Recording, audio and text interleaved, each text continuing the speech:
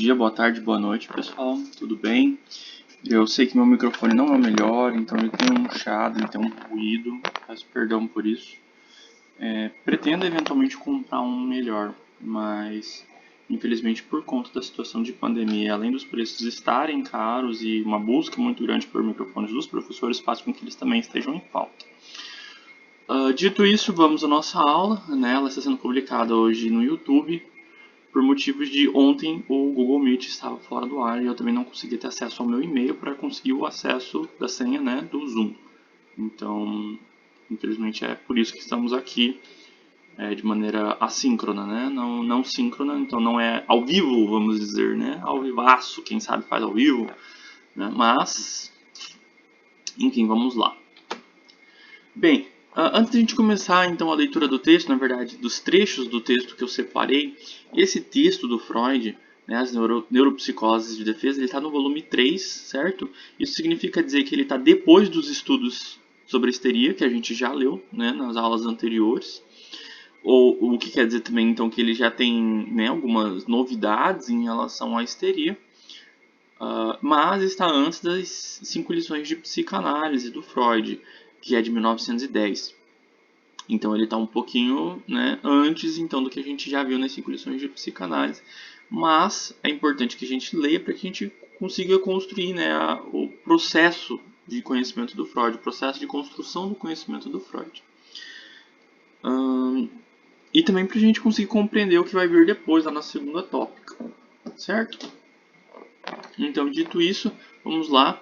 O Freud separa esse texto em 3 capítulos ou 3 partes, né? Uma primeira parte em que ele fala sobre a histeria, uma segunda parte que ele fala sobre obsessão e fobia, e a terceira parte em que ele fala sobre psicoses. Nessa primeira parte, ele vai separar a histeria, ele está aqui no próximo slide, né, nessas várias histerias, né, uma histeria de conversão, numa histeria de defesa, numa histeria de retenção, numa histeria de defesa adquirida, mas tudo isso a gente pode nomear como histeria, certo? Mais para frente, o próprio Freud condensa, coaduna tudo isso no termo histeria. Antes da gente entrar mais para frente, vamos voltar e fazer aqui a leitura. O Freud, então, nessa primeira parte, logo na primeira página do texto dele, ele vai fazer uma diferença, né, entre as concepções de histeria do Janet, né, lá da França, e o que ele está compreendendo então como histeria. Como eu já aprontei para vocês, né, o Freud ele tem uma perspectiva ainda bastante física, né, bastante química, bastante biológica, mas ele ainda, de uma certa maneira, ele também tinha um olhar assim, não sei se mais humano, né, mas enfim, menos nos termos aqui que ele usa, né, ele não vê uma degenerescência, uma degeneração ou uma incapacidade cognitiva nos pacientes dele. Bem, então, lendo, o Genet, ele baseia-se numa deficiência inata da capacidade de síntese psíquica. Então, de certa forma, esse Genet ele achava que, né, nós nascíamos sem uma capacidade de compreensão, de síntese, de interpretação, de certa forma. Interpretação não é a mesma coisa que síntese, mas para vocês entenderem mais ou menos por alto, né? De uma síntese psíquica, na estreiteza do campo da consciência, que, na forma de um estigma psíquico, evidencia a degeneração dos indivíduos histéricos. E Freud se contrapõe, então, a essa perspectiva, né? Ele diz que há, então, uma divisão dos conteúdos da consciência que resulta de um ato voluntário do paciente, tá? Ou seja, é promovida por um esforço de vontade cujo motivo pode ser especificado. Com isso, é claro, não pretendo dizer que o paciente tencione provocar uma divisão da sua consciência. A intenção dele é outra, mas em vez de alcançar o seu objetivo, produz uma divisão da consciência. Então, o que o Freud está apontando aqui? Que há um esforço, há uma vontade, né? Há um movimento feito pelo paciente para manter algo, né, que ele não quer que esteja na consciência dele, em um outro campo que não da consciência. E esse esforço, né, voluntário, né, esse esforço empregado pelo paciente, diz então que não é uma degeneração, né, não é uma deficiência inata, não, é uma força que o próprio paciente faz. Então ele nesse sentido ele já diferencia-se do Janet, né? Ele já não acha que é um aspecto biológico, mas um próprio movimento psíquico. E aí a gente, né, como a gente já viu lá nas 5 lições, também já começamos a ver nos estudos de histeria. Ele já está falando aqui dessa força, né, desse esforço, dessa vontade, dessa energia que a gente aplica voluntariamente, contra um conteúdo da consciência, né? Num sentido contrário ao conteúdo da consciência. Então aqui a gente já está vendo germes do que mais pra frente ele vai chamar de recalque, por exemplo. E aí isso produz uma divisão da consciência, né? Então vocês vejam aqui, lá em 1912, 15, uma coisa assim, eu não me recordo por alto, ele tem um texto que se chama O Recalque, né? E ele fala de um recalque originário, né? Um recalque que funda o inconsciente. Enfim, textos mais pra frente. Mas observem como lá em 1895, 1899, 8, não lembro agora de cabeça a data do texto, mas é depois de 95, ele já está falando aqui que essa força produz a divisão da consciência, né? Então já tem aí esse efeito causador, né? 1894 esse texto, gente. Confirmei aqui, estou com o livro na mão. Então lá no texto ele cria esse conjunto aí de compreensões esse conjunto de compreensões da histeria, desculpa. Então seria uma histeria de conversão, uma histeria de defesa, uma histeria de retenção e uma histeria de defesa adquirida. Mas observem que, né, pelo menos aqueles que leram, vão observar que a histeria de defesa, de retenção e defesa adquirida, elas são coisas que podem causar uma histeria, né? Você tá se defendendo de um sentimento negativo, então você gera uma defesa, né? Uma histeria de retenção é uma histeria que tenta impedir um afeto sofrível de chegar à consciência, né? Uma defesa adquirida. Então percebam que isso são coisas que causam a histeria. E enquanto que a histeria de conversão não, é o efeito da histeria na vida da pessoa, né? Então, mais pra frente, nesse mesmo texto, nesse mesmo capítulo ainda, Freud vai dizer que o ponto principal da histeria, né, aquilo que faz grande diferença entre os histéricos e os obsessivos, é que essa energia psíquica que gera um desprazer, que gera um incômodo, ela é convertida no corpo, né? Ela é convertida em um sentimento de aflição e angústia próprio do corpo, específico do corpo, né? Não é um mal-estar psíquico generalizado, mas é aquelas síndromes do pânico, né, do caso Catarina que a gente estudou, é uma paralisia, é uma parestesia, atualmente é uma gastrite, é uma... Não necessariamente que gastrites sejam sempre histéricas, tá? Não é o caso. É uma enxaqueca, enfim. E existem outras formas mais sutis e menos patológicas, de um ponto de vista médico, né, de expressão histérica na atualidade. A gente já até conversou um pouquinho sobre isso em aulas anteriores. Então, essa é um dos pontos principais para o Freud da histeria. Mais para frente isso vai ser ampliado também, mas aqui vamos nos ater a isso. E percebam que as concepções de defesa e retenção que ele vai nomeando, mais para frente no próprio texto ele vai dizer, e isso aqui, né, esse caráter de defesa, esse caráter de reter esse sentimento negativo, isso é comum às neuroses, seja ela histérica, seja ela de fobia, seja ela obsessiva. Inclusive a fobia, né, o próprio Freud também aglutina junto com a obsessão. Mas isso um pouquinho mais para frente e vamos falar sobre isso. Então esses pacientes que analisei, portanto, gozam de boa saúde mental, até o momento em que houve uma ocorrência de incompatibilidade em sua vida representativa. E aqui vocês se lembrem, né, do sistema minêmico que a gente leu nas 5 lições, né? Essas representações é um sistema minêmico, né? São memórias, são símbolos, são significantes, né? Essa forma de representação da vida dentro da nossa psique, né? E não são só representações de objetos, mas representações de sentimentos, representações de experiências, né? É uma questão bastante ampliada. E, né, também, aqui reforçando o slide anterior, que para Freud, então, eles sempre gozaram de boa saúde mental, eles não são degenerados, eles não têm uma questão inata. Não posso, naturalmente, afirmar que um esforço voluntário de eliminar da mente coisas desse tipo, né, coisas que são incompatíveis, que é o termo que ele usa, coisas desse tipo, seja um ato patológico. Nem sei dizer se e de que modo o esquecimento intencional é bem sucedido nas pessoas que, sob as mesmas influências psíquicas, permanecem saudáveis.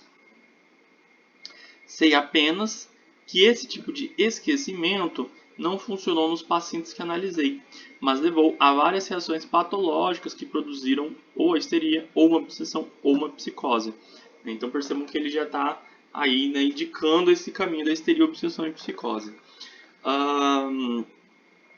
E aí essas pessoas, vamos dizer aqui entre aspas, que o esquecimento funcionou de maneira perfeita, seria o que mais pra frente vão ser chamados de perversos. Mas pensando bem, esquece isso que eu disse porque não é bem exatamente isso e eu posso estar gerando mais confusões. Vamos nos manter então em histeria, obsessão e psicose. Né? Porque perversão não é exatamente isso e, enfim, acabo viajando na maionese aqui e não me pauto no texto. Seguindo então. A tarefa que o eu, e aqui a gente tem que se atentar para essa tradução, ele usa o eu e é a tradução azulzinha standard, tá? Mais para frente eu vou falar melhor sobre isso, vamos lá. A tarefa que o eu se impõe em sua atitude defensiva de tratar a representação incompatível como non arrivé, ou como não acontecido, ou como não sucedido, simplesmente não pode ser realizada por ele. Então essa missão que nós nos impomos, certo? Essa missão defensiva que nós nos impomos de tratar essa representação incompatível simplesmente não pode ser realizada por ele. Então é uma missão que a gente não consegue realizar, pelo menos não perfeitamente, né? O Freud já vinha dizendo isso. Tanto o traço minêmico como o afeto ligado à representação lá estão de uma vez por todas e não podem ser erradicados. Ou seja, se vocês se recordarem aquele esqueminha que eu fiz para vocês, lembram, né, de uma memória, uma representação, né? Aquela memória, ela é ligada ao afeto, ela é ligada à energia, ela é ligada a uma emoção, ela é ligada a uma pulsão. Não, esses termos não são todos sinônimos, mas, né, estão próximos da ideia geral aqui. Tá? Então, né, essa memória e esse afeto, esse sentimento, essa pulsão, elas não podem ser erradicadas. Tá? Então, o nosso eu não consegue realizar essa erradicação. Mas, uma realização aproximada da tarefa, então, isso a gente não consegue, mas algo perto disso a gente consegue. Se dá quando o eu transforma essa representação poderosa numa representação fraca, retirando-lhe o afeto, a soma de excitação, do qual está carregada. A representação fraca não tem, então, praticamente nenhuma exigência a fazer ao trabalho da associação. Então vocês se recordam quando a gente falava das formações do inconsciente e lá nas 5 lições o Freud falava das formações do inconsciente, né? É justamente disso que a gente está falando, né? É esse processo que aqui ele está nomeando como transformar a representação poderosa numa representação fraca.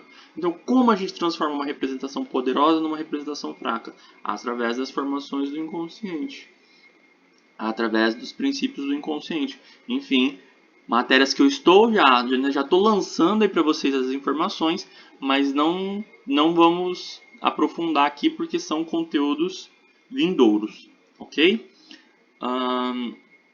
E aí então Freud vai dizendo que, né, essa memória incompatível precisa ser apaziguada, precisa ser, né, ter o seu afeto reduzido. E aí um exemplo, né, nessa época o Freud trabalhava muito com a concepção de trauma. Né? Então, por exemplo, atendo, não eu, né, uma estagiária minha aqui no SPA da FAUC atende uma pessoa que quando pequena, quando mais nova, foi de uma certa maneira emocional, tá, abandonada pelos pais. E ela continuou vivendo com os pais, mas foi de uma certa maneira abandonada pelos pais.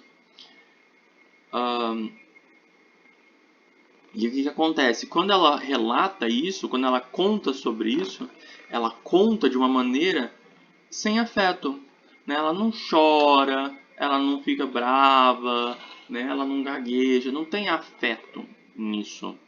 Mas quando ela fala de outras coisas, tem muito mais afeto, muito mais energia do que quando ela fala disso. Qual é a nossa, assim, primeira impressão? É justamente que, em alguma maneira, esse processo que o Freud já estava aqui apontando para a gente em 1894, tá? Já está sendo executado, está ainda, né, na verdade, sendo executado por essa paciente. Mas, desculpa, a soma de excitação desvinculada dela tem que ser utilizada de alguma outra forma, né? Essa energia ela não desaparece, a gente não joga ela fora. Até esse ponto, os processos observados na histeria, nas fobias e nas obsessões são os mesmos. Então, né, lembra o que eu disse? Esse aspecto de defesa, né, de uma representação incompatível, de um sofrimento, tudo isso é igual entre as histerias, as fobias e as obsessões. Certo? O que vai mudar daqui para frente, o que vai divergir, na histeria em específico, a representação incompatível é tornada inócua ou inútil não, né? Mas fraca, né? É, enfim, irrisória, pela transformação de sua soma de excitação, então pela sua energia, pela sua excitação, e aqui uma excitação biofísica, né? Biofísica mesmo, em alguma coisa somática, ou seja, no corpo, no soma. Para isso, eu gostaria de propor o nome de conversão.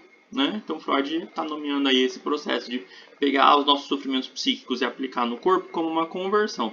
A conversão pode ser total ou parcial, ela opera ao longo da linha de inervação motora, e aí é um aspecto assim que hoje em dia a gente já meio que abandonou esse aspecto de ao longo da linha da intervenção motora, isso é uma coisa muito de Freud de 1890 mesmo, por 1910 ele já, esse negócio de inervação caiu, ou sensorial relacionada intimamente ou mais frouxamente com a experiência traumática.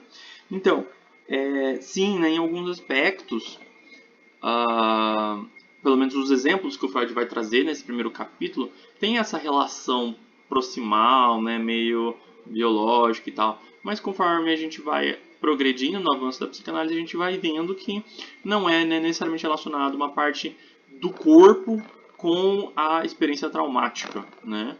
É muito mais para frente vocês vão conhecer como deslocamento entre os símbolos minêmicos, né? Então, é esse transpor essa energia de uma representação traumática, né? Esse transpor é um deslocamento de uma representação traumática para uma representação que está próxima no psiquismo e não biologicamente falando, tá? Que vai ter aí essa relação de, entre aspas, desaguar essa experiência sofrida, né? Esse afeto de sofrimento. Desse modo, o ego, e aqui está traduzido no standard como ego, consegue libertar-se da contradição com a qual é confrontado. Né? Então, na hora que ele pega essa memória que é sofrida, esse sentimento que é sofrido, e ele pensa, eu não quero pensar nisso, eu não quero lidar com isso, ele tem um confronto ali. Né? Ele tem um confronto, uma contradição, um sofrimento. Então, desse modo, ele consegue se libertar disso, desse confronto, dessa contradição, né? Mas, em contrapartida, sobrecarrega-se com um símbolo minêmico que se aloja na consciência como uma espécie de parasita. Então, uma coisa que era para ser simples, uma coisa que talvez era para até não ter sentido, que não era para estar acontecendo, passa a receber uma carga de energia tão intensa, né? Que se torna um ponto nodal, que a gente chama, né? Um nó, um ponto de empuxo, que suga a vida do paciente, né? Que o paciente começa a girar em torno daquilo, dependendo da intensidade desse afeto. Consequentemente, o traço minêmico da ideia recalcada, e aqui vejam que em 1894 já tem recalque, o traço minêmico da ideia recalcada não é afinal dissolvido. Daí por diante forma o núcleo de um segundo grupo psíquico. Então, quando ele fala dessa separação, dessa cisão da consciência, né, dessa criação de um inconsciente, é disso que ele está falando, né? Quando a gente cria, quando existe esse recalque de um traço minêmico, né, ele não é dissolvido, ele não deixa de existir, não é isso, ele não deixa de existir, ele continua existindo, mas como um núcleo de um segundo grupo psíquico, então como um núcleo de um inconsciente.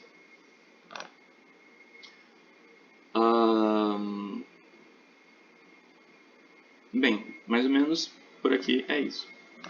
Então, a excitação, essa energia, né, essa força de excitação, forçada a escoer-se por um canal impróprio, né, por um canal, então, que é esse deslocamento que eu disse, né, de uma representação minêmica de um campo para outro, e aqui o Freud está dizendo pelo soma, né, então de uma representação psíquica para uma representação de corpo e para um corpo de fato, vez por outra, reencontra o caminho de volta para a representação da qual se destacou, e compele então o sujeito a elaborar a representação associativamente ou a livrar-se dela em ataques histéricos, como vemos no conhecido contraste entre os ataques e os sintomas crônicos. O que ele está dizendo aqui? Né? Ele está falando que vez por outra, essa memória muito sofrida que foi recalcada encontra o caminho de volta para uma certa consciência. Né? Na verdade, não é isso que ele está dizendo, desculpa, leitura errada. Ele está dizendo que às vezes essa força, essa energia, encontra o caminho de volta para essa ideia recalcada, certo? Beleza? E aí o que acontece? Quando essa força encontra essa ideia que estava recalcada, aquela memória ela volta de forma tão intensa que aí a gente acaba acontecendo um ataque histérico. Ataque histérico é uma coisa assim que hoje em dia a gente já não chama mais dessa forma, não se usa essa nomenclatura, porque há um certo tom pejorativo. Né? Nós chamamos hoje em dia de atuação, porque realmente não se trata de um ataque, né? Mas se trata de uma atitude. É uma atitude que se toma da qual não é que não se tenha consciência. Né? Você tem consciência da atitude que você tomou, mas a tomada dessa atitude não é consciente. Sabe quando você faz uma coisa que você não sabe por que você fez, você simplesmente foi lá e fez? Quando você faz uma atitude que parece que você não pensou no que você estava fazendo, né? Que você não leu a situação e simplesmente foi lá e fez. Sabe? Quando você simplesmente faz sem pensar muito, é o que a gente chama de atuação. Né? Que é uma coisa muito mais fluida, muito mais sutil, né? Muito mais pertinente à nossa atualidade de atendimento. Né? O que ataques histéricos de 1890 do Freud era uma coisa bem diferente da nossa realidade. Assim, vemos que o fator característico da histeria não é a divisão da consciência, mas a capacidade de conversão. Ou seja, a divisão da consciência é uma coisa inerente a todos os formatos de adoecimento psíquico do Freud, que mais tarde ele vai então dizer que na realidade não é um adoecimento psíquico, é uma condição de existência. Né? Todos nós somos neuróticos, ou psicóticos, né? Ou perversos, mas de uma maneira ou de outra todos nós temos aí esse aspecto de cisão entre consciência e inconsciência. Seguindo então para a neurose obsessiva. Quando alguém com predisposição à neurose carece da aptidão para a conversão, então para essa transmissão ao corpo, mas ainda assim parece rechaçar uma representação, acho que devia ser precisa, né? Talvez tenha sido uma escrita errada. Mas ainda assim precisa rechaçar uma representação incompatível, dispõe-se a separá-la do seu afeto. Esse afeto fica obrigado a permanecer na esfera psíquica. A representação, agora enfraquecida, persiste ainda na consciência, separada de qualquer associação. Mas seu afeto, tornado livre, liga-se a outras representações que não são incompatíveis em si mesmas. E graças a essa falsa ligação, tais representações se transformam em representações obsessivas. Então, o que ele está dizendo? A gente tem aquela memória incompatível de muito sofrimento psíquico, a gente precisa rechaçar essa memória. Então, a gente tira essa energia dessa memória, deixa essa memória de canto, de ladinho assim, e pega essa energia e põe ela em outro lugar. No caso das histéricas, ela põe essa energia no corpo. E aí a forma como isso vai ser colocado no corpo é infinita. Né? Isso vai de paciente para paciente, cada paciente inventa a sua própria maneira de colocar aquela energia no corpo. Enquanto que os obsessivos e as obsessivas, eles vão pegar essa energia e vão aplicar em outra representação. Né? Em uma representação que não era para ser aflitiva, mas se torna aflitiva porque essa energia está associada. Né? Essa energia que é aflitiva, é uma energia de angústia, de sofrimento, acaba se associando a essa representação. Ok? Ele traz alguns exemplos no texto. Eu acredito que eu trouxe somente um exemplo dos 3 exemplos que ele traz. Recomendo vivamente a leitura desses exemplos e do texto. Né? Então, não pode provir daí, nunca pensei muito nisso. Por um momento fiquei assustado, mas logo desviei o pensamento, e desde então isso nunca me perturbou. Ah, tá. É porque era para ter uma aspas no começo do parágrafo, né? Desculpa. Então o Freud está aqui citando uma fala comum dos pacientes, né? Os pacientes costumam dizer: esse sofrimento não pode vir daí, né? Esse sofrimento que eu sinto relacionado a chinelo, vamos supor, não pode vir dessa experiência traumática da minha infância, que ele não entende como traumática. Né? Justamente porque ele nunca pensou muito nisso. Por um momento eu até fiquei assustado quando eu vivenciei aquilo, né? Mas logo desviei o pensamento e desde então isso nunca mais me perturbou. Justamente é isso que ele está dizendo. Né? Às vezes a gente passa por um sofrimento psíquico muito intenso, para um sofrimento psíquico muito intenso para uma criança, tá? Mas também não precisa ser para criança, pode ser para adultos. E o que vai causar sofrimento psíquico na gente são as coisas mais diversas possíveis e imagináveis, tá? Não precisa ser necessariamente sempre a mesma coisa. Mas a gente não reconhece aquilo como sofrimento. Então já teve casos de paciente que eu conheci, que atendi, que a pessoa foi abusada na infância por durante anos e hoje ela, né, tipo, nunca tinha feito uma terapia, nunca fez uma análise, e aí ela vira pra mim e diz que, né, ela perdoou a pessoa, que ela seguiu em frente, que ela encontrou Jesus e que tá tudo bem, que, né, o problema dela não é esse, que isso aí ficou pra trás, sabe? Isso aí tá superado. O problema dela é que ela não tem vontade de transar com ninguém, né? Ela é frígida.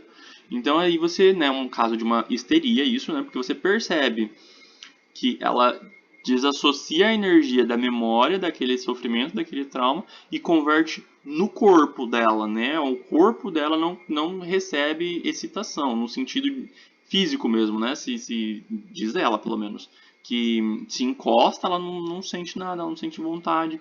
Mas também existem exemplos muito semelhantes a esse que ficam na ideia, né? No caso, assim, eu não me recordo de nenhum paciente agora, mas um paralelo que nós poderíamos traçar com a questão da obsessão, a mesma história, só que em vez desse sofrimento ser remetido ao corpo, a pessoa começa a ter uma preocupação obsessiva com, sei lá, sabe, trancar a casa ou com a roupa que ela veste.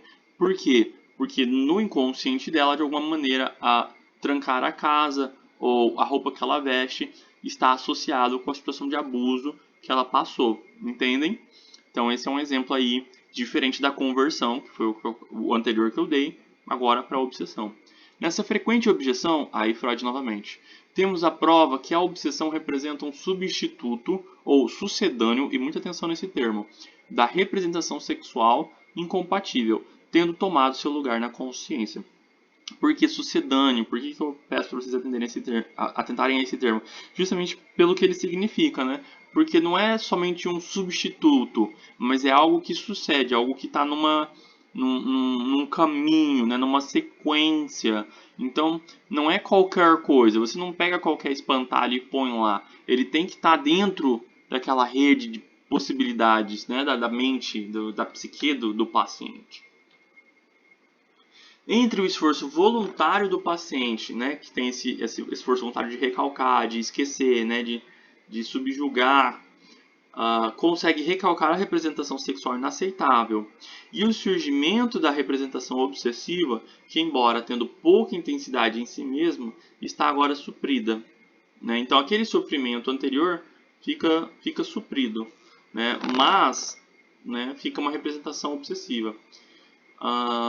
De um afeto incompreensivelmente forte, subsiste o hiato que a teoria aqui desenvolvida busca preencher. Então, o que ele está dizendo? Né? Desculpa aí pela talvez uma confusão que eu possa ter gerado na minha primeira leitura. Que existe um hiato, existe um vácuo, existe um espaço, né, entre a representação sexual inaceitável, né, e a representação que recebe essa energia que foi deslocada, né, e que vira uma representação obsessiva. A separação da representação sexual de seu afeto e a ligação deste com outra representação adequada, mas não incompatível, são processos que ocorrem fora da consciência. Pode-se apenas presumir sua existência, mas não prová-la através de qualquer análise. Então é ali que está esse ato, né? Está esse espaço. Como é feito, em que momento é feito, de que maneira é feito esse deslocamento entre uma representação e a outra representação. Por que é feito esse deslocamento entre uma representação e a outra representação? E o Freud está dizendo aqui, então, que esse ato, esse espaço, não pode ser provado, né?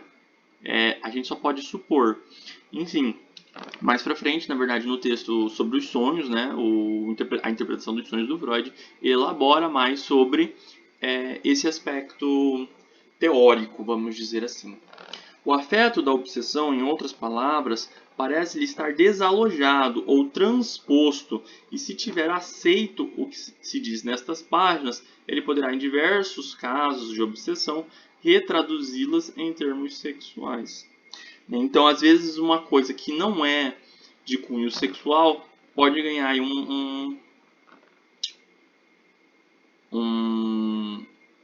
uma energia psíquica, vamos dizer assim, um investimento afetivo de cunho sexual. E lembrando que aqui a gente está em 1894, né? Então aqui esse sexual que o Freud está usando é mais de um campo de uma sexualidade genital, tá? Ele vai ampliar muito mais a concepção de sexualidade lá para 1905, para depois de 1900. Então aqui a gente ainda trabalha bem com essa noção de um trauma de cunho bem sexual genital e tal. Então, por exemplo, a angústia liberada, cuja origem sexual não deve ser lembrada pelo paciente, irá apoderar-se das fobias primárias comuns à espécie humana, relacionadas com animais, tempestade, escuridão e assim por diante, ou de coisas inequivocamente associadas, de um modo ou de outro, com o que é sexual, tais como micção, defecação ou, de modo geral, a sujeira e o contágio. Então, isso é ampliado, tá? Não fica só nesses aspectos de coisa da micção, certo?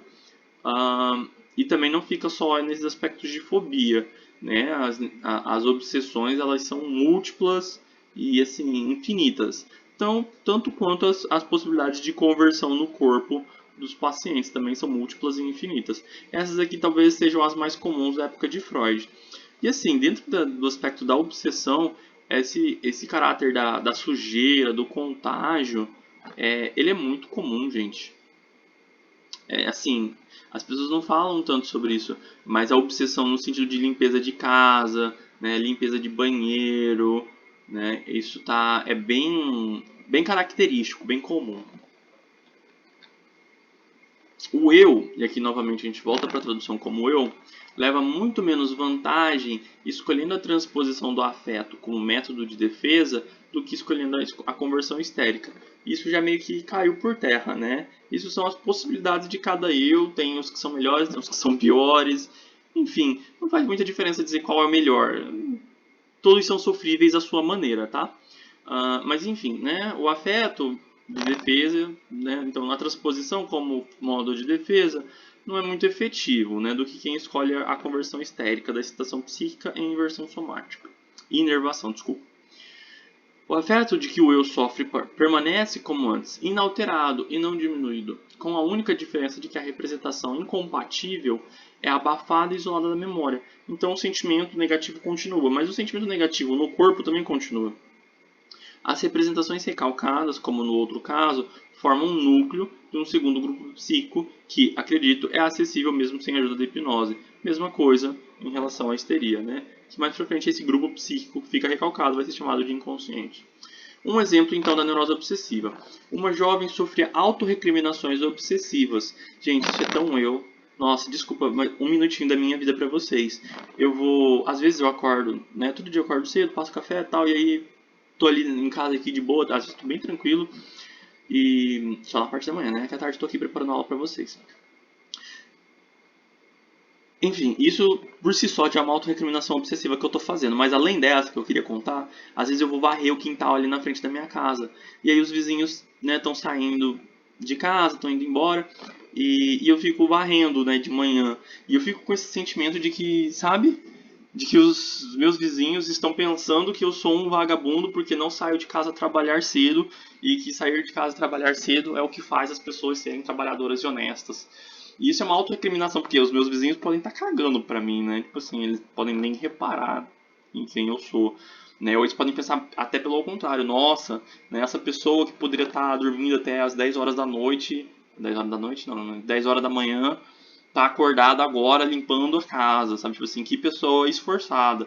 Mas não, na minha cabeça eu tenho essa autorrecriminação obsessiva contínua de que os meus vizinhos estão me julgando e dizendo que eu sou um vagabundo. Então, um pouquinho mais de Pedro aí pra vocês, quem queria saber sobre mim, né? Enfim, continuando. Quando lia alguma coisa nos jornais sobre falsificadores de moedas, ocorria-lhe a ideia de que também ela produzira dinheiro falso. Se uma pessoa desconhecida cometia um assassinato, perguntava-se ansiosamente se não teria sido ela a autora daquela ação. Ao mesmo tempo, estava perfeitamente cônscia do disparate dessas acusações obsessivas. Por algum tempo, esse sentimento de culpa adquiriu tal ascendência sobre ela que suas capacidades críticas ficaram embotadas e ela se acusou perante seus parentes e seu médico de ter realmente cometido todos esses crimes. Gente, culpa é uma coisa muito, muito comum nas obsessões.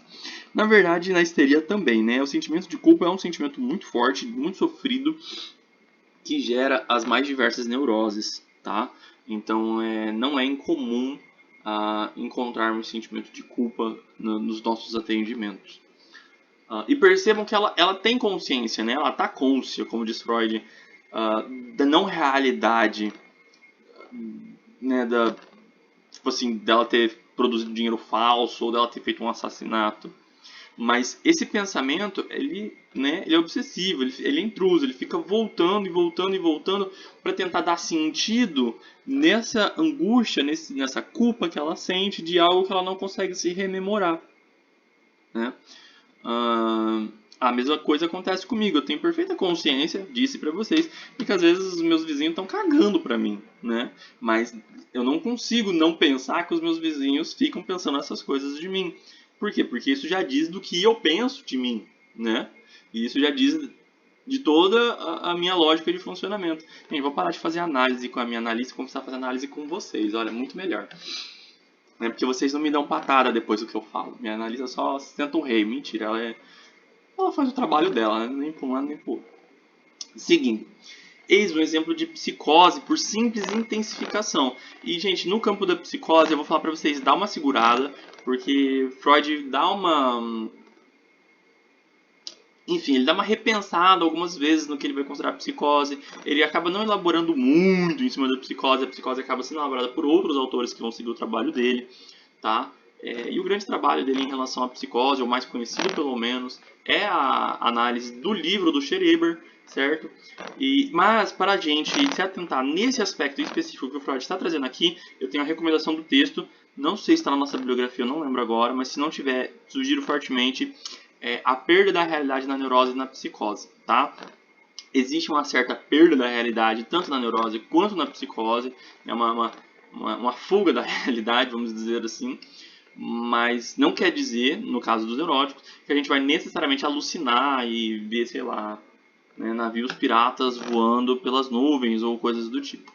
Então, nesse caso do Freud aqui, em específico, ele está falando dessa perda da realidade na neurose, mas não é no sentido mais estrito de psicose não, tá? É só que nessa época de 1894 ele ainda estava conjecturando tudo isso. Então, uma psicose em que o eu é subjugado, né? Então, o eu ele fica diminuto, né? Um minucioso interrogatório revelou então a fonte de onde brotava seu sentimento de culpa. Estimulada por uma sensação voluptuosa, casual, ela se deixara induzir por uma amiga a se masturbar e praticar a masturbação durante anos, inteiramente consciente de sua má ação, que era acompanhada das mais violentas, embora inúteis, autorrecriminações. Bem, né, esse aspecto da culpa em frente à masturbação é uma característica clara da sociedade vienense, né, austríaca de 1890 e para lá, do Freud, ok? Ou seja, hoje em dia nós não vamos ter esses sentimentos de culpa intenso frente à masturbação, ou pelo menos não deveríamos ter, né? Determinados nichos, e eu preciso dizer, determinados nichos muitas vezes religiosos, podem gerar esse sentimento de culpa frente à masturbação, sim, ok, mas sentimentos de culpa frente a outras coisas continuam acontecendo, né? E continuam gerando sofrimento psíquico, continuam gerando sintoma, ok? Seguindo. Então estamos encerrando, né? O Freud, ele, na verdade são 2 páginas bem breves sobre psicose. É mais um relato de caso, uma tentativa de diferenciação das neuroses. Não é uma coisa assim muito precisa teoricamente também. Então eu vou só, né, trazer porque está lá, mas não é uma coisa que eu pretenda, planeje de maneira alguma cobrar isso em qualquer tipo de avaliação. Há, entretanto, uma espécie de defesa muito mais poderosa e bem sucedida. Nela, o eu rejeita a representação incompatível juntamente com o seu afeto e se comporta como se a representação jamais lhe tivesse ocorrido. Mas, a partir do momento em que isso é conseguido, o sujeito fica numa psicose, que só pode ser qualificada como confusão alucinatória. Bem, não é, né, não é exatamente isso. Por um único motivo que eu digo isso, né, é porque a pessoa também sofre.